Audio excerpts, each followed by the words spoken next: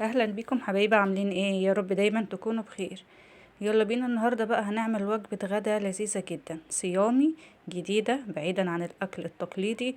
وجبة غدا اقتصادية مشبعة، فيها فيتامينات وفيها بروتين، بس مش بروتين مش فراخ ولا لحوم. هنعرف دلوقتي في الفيديو من ايه، لكن بجد طعمها لذيذ قوي ومشبعة كده ومغذية، وطعمها كمان حلو قوي. مش بتاخد كمان وقت خالص في تحضيرها، 10 دقايق كده بالظبط هتكوني عاملة الصينية الجميلة دي. يلا بقى حطي لايك للفيديو واشتراك في قناتي وصفات بيتي اقتصادية لو أول مرة بتشوفيني، ومتابعة لصفحتي على الفيسبوك بنفس اسم القناة وصفات بيتي اقتصادية. ويلا بينا ندخل نشوف هنعمل الصينية الجميلة دي ازاي. مكونات الأكلة بتاعتنا، ما هي هنا بطاطس كده مكعبات وسط، مش صغيرة قوي ومش كبيرة قوي، وطماطم كده متقطعة صغير كده حوالي 3 وحدات من الطماطم، وفلفل ألوان، وبصلاية كبيرة أو 2 وسط. والبروتين بتاعنا هنا هو المشروم، سواء فريش زي كده أو معلب. ومعايا زيتون شرايح وجبنة موتزاريلا نباتي اللي هنحطها على وش الصينية. اول حاجة هنا بحط كده طاسة فيها معلقتين من الزيت، مش كتير يعني من الزيت، وهنزل بالبصلة، يعني بصلة كده كبيرة او 2 وسط. البصل بيدي طعم حلو قوي في الاكلة دي. بعد ما بيدبل، مش يدبل كمان، يدوب تشويحة كده صغيرة للبصل لمدة دقيقة كده، بروح نازلة عليه بالمشروم. وبعدين بديله رشة كده من الفلفل الاسود ورشة من السبع بهارات، بتدي ريحة حلوة قوي المشروم بتاعنا. احنا هنا يعني زي اللي بنعصر كده المشروم.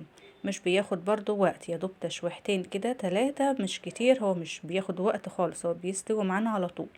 وبعد كده هحط بقية المكونات بتاعتنا.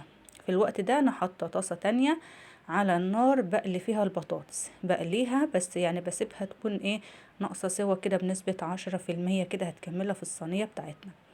هنا بعد ما المشروم كده خد تشويحتين مع البصل، نزلت بالطماطم وطبق كده حلو من الفلفل الالوان وفلفل رومي. لو مش موجود الفلفل الالوان، اعملي بفلفل رومي بس، وقرن فلفل كده سبايسي. وهنا حطيت بقى ملح وكمون بس، وفلفل اسود، مش بحط توابل تانية اكتر من كده. هي الاكلة الخضار والحاجات اللي فيها مخليها طعمها حلو، مش محتاجة توابل كتير. هنا قليت البطاطس خلصتها، والصينية اللي هحط فيها بدهنها دهنة بسيطة خالص، مسحة كده من الزيت. هنا بوريكم هنا تسوية البطاطس، يعني يعتبر مستوية، بس ناقصها بس تاخد كده 5 دقايق اللي هتكملهم في الفرن مع بقية الخضار عشان ما تنهراش مني. بنزل بقى هنا البطاطس، وهنزل بقى عليها الخلطة الحلوة، مش قادرة اوصف لكم ريحتها ولا طعمها يعني، وهي كده قبل ما نقلبها على بعض. طبعا حلو قوي المشروم طبعا، يعني بروتين بيزود القيمة الغذائية بتاعة الصينية. طب لو فرضنا مش عندك المشروم او مش بتحبيه او كده، استغنى عنه خالص، اعتبريه مش موجود في الوصفة، وكملي الصينية كده بنفس الخطوات، برضو هتبقى جميلة قوي. وحطيت هنا زيتون، الزيتون برضو بيدي طعم حلو قوي مع الخلطة ديت، لما تاكلي كده وتغمسي كده البطاطس مع الفلفل الالوان والبصل ومعاهم كده الزيتون، فبيضيف يعني اضافة حلوة للصينية بتاعتنا. قلبي بقى الخضار كويس قوي، انا عايزاه كله كده يختلط مع بعضه. فاضل حبة زيتون هحطهم كده من على الوش. في الوقت ده مولعة الفرن بتاعي يسخن. وهنا دي جبنة موتزاريلا نباتي او صيامي، لو انت عاملة الاكلة دي مش صيامي حطي جبنة موتزاريلا عادية اللي هي كاملة الدسم. بغطي كده الوش بالجبنة الموتزاريلا وبدخلها في الفرن على طول كده على الشبكة في النص، والع الفرن من فوق ومن تحت. يا دوب بتاخد 10 دقايق كده، هي كل حاجة فيها مستوية، يا دوب بتتشرب كده في قلب بعضها، والجبنة تسيح كده من على الوش وتاخد اللون الذهبي الحلو ده. ما بتاخدش وقت خالص، 10 دقايق، لكن بتطلع معانا الصينية الحلوة دي بجد. طعمها حلو جدا ومغذية قوي، يعني فيها البروتين وفيها الخضار والفلفل الالوان والفيتامينات.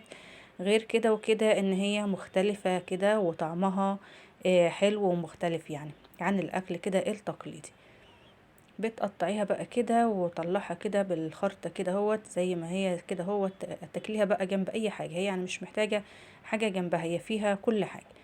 انا عملت جنبها كده يا دوب طبق كده خيار وطماطم، وقرنين فلفل كده مقليين، وبالعيش بقى كده وجبة غدا حلوة مش محتاجة حاجة تاني جنبها. هي كمان فيها حتى الزيتون، يعني حتى مخلل مش محتاجة جنبها، لكن فعلا طعمها حلو وسريعة كمان، مش بتاخد وقت في تحضيرها. شايفين بقى طالعة سخنة كده من الفرن، يعني بجد تفتح النفس. كده طبق خيار كده وطماطم او طبق سلطة، قرنين فلفل مقليين، واحدتين بتنجان كده مقلي، يعني اكلة كده محبشة فعلا تفتح النفس. شكلها حلو قوي وطعمها كمان حلو قوي. بتمنى الفيديو يعجبكم، ما تنسوش اللايك، واشوفكم على خير في فيديو جديد ان شاء الله.